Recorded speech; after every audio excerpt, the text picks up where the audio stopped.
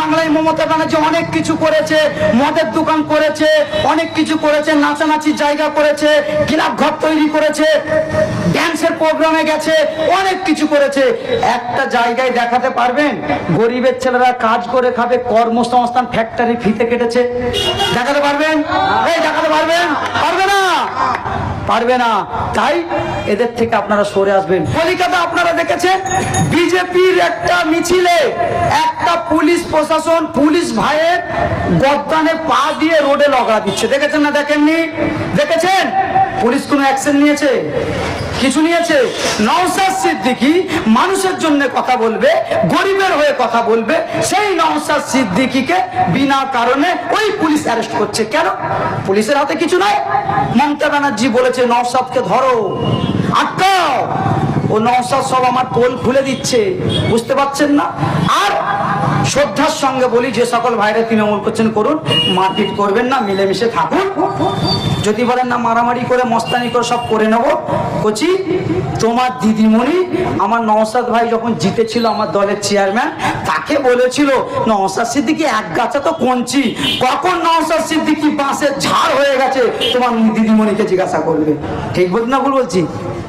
তাই আপনারাও যদি ভাবেন যে এখানে ঝান্ডা পুঁতে দিয়ে দুগাছা আইএসএফের ছেলে আছে, পুলিশকে দিয়ে কেস দিয়ে ধমকে চমকে সাইড করে দেবো, পারবেন না। আমাদের এক একটা আইএসএফের ছেলে 300 ছেলের ক্ষমতা রাখে। ঠিক ঠিক বলছি না ভুল বলছি? বলে ভাই কিভাবে? আরে বিধানসভার ভেতরে জিতা মেম্বার 294টা আছে, তার মধ্যে নওশাদ সিদ্দিকী একাই কাপি। ঠিক বলছি না ভুল বলছি? আমরা তো সব নওশাদ সিদ্দিকীর সৈনিক। গ্রামে 294টা তোমাদের দালাল মাস্তান থাকবে, তার জন্য আমার একটা শরীফুলি যথেষ্ট। ঠিক বলছি না ভুল বলছি? তাই এইসব পাগলামিতে যেও না। তারপরেও যে সকল মুসলমান ছেলেরা তৃণমূল করছেন করুন, আপনারা যদি মস্তানি করেন, আপনাদের কানে একটা কথা দিচ্ছি, মস্তানি করেছিল তোর দিদির কথা শুনে আরাবুল, নিয়ে দেখ তাকে সাইজ করে দিয়েছে। তোমার দিদির ক্ষমতা নিয়ে শাহজাহান মস্তানি করেছিল, খোঁজ নিয়ে দেখ তাকে গ্যারেজ করে দিয়েছে। মমতা ব্যানার্জির কাছে মুসলমানদের গুরুত্ব কতটা জানো? কতটা? কুকুরের বাচ্চার থেকেও খারাপ। শুনতে খুব খারাপ লাগলো, এত বড় কথা। মুসলিম ছেলেদের গুরুত্ব মমতা ব্যানার্জির কাছে। আবার বলছি, যে সকল ভাইরা ভুল বুঝে পার্টি করছেন করুন, আমার এই কথাটা আপনার বিধায়ক যিনি আছে তিনাকে জানতে চাইবেন। আইএসএফ এর মনসেকা আফতাব মোল্লা বলে গেছে আমাদেরকে নাকি মমতা ব্যানার্জি কুকুরের বাচ্চার থেকেও খারাপ নজরে দেখে। ও দেখবে কোনো উত্তর দিতে পারবে না। কেন? তোমাদেরকে শুধু ভোটার হিসাবে কাজে লাগায়, শুধু ভোটার। কিছু কিছু ছেলে বলবে না দিদি তো মুসলমানদের পাশে আছে। ওরে খ্যাপা না, দিদি সেই সকল মুসলমানদের পাশে আছে যারা দুধ দখল করে মারপিট করতে পারবে, যারা মদ বিক্রি করে মমতা ব্যানার্জির কাছে টাকা পাঠাতে পারবে, যারা খুন করতে পারবে, জায়গা দখল করতে পারবে। মমতা ব্যানার্জি সেই সকল নামদারি মুসলিম ক্রিমিনালদের পাশে আছে, সাধারণ কারোর পাশে নাই। ভুল বলেছি আমি? আপনি আপনার এলাকায় খোঁজ নেবেন তো। যে কথাটা আগে বললাম আপনার বিধায়ক থেকে জানতে চাইবেন, আমি একদম যেখানে যাই পরিষ্কার কথা বলে দিয়ে যাই, পরিষ্কার, সবাই জানে। আপনার এলাকায় এই কথাটা শুনে অনেকে নেতারা বলতে পারে এত বড় কথা, এত বড় কথা। হ্যাঁ, মমতা ব্যানার্জির কাছে মুসলিম সমাজের ছেলেরা, তোমার আমার ঘরের বাচ্চারা কুকুরের বাচ্চা থেকেও নিচে, এতটা ইজ্জত মমতা ব্যানার্জির কাছে। প্রমাণ দিচ্ছি, নিয়ে নেন।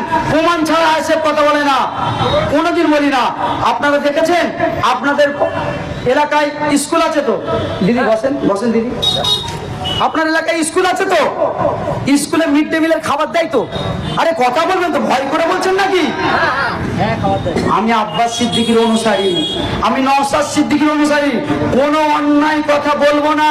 তারপরেও আমাকে কথা বলার অধিকার আমার সংবিধান দিয়েছে, আমার দেশ দিয়েছে।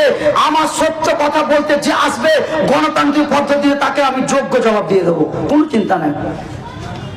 মিড ডে মিল দেয় না, স্কুল আছে তো নাকি নাই?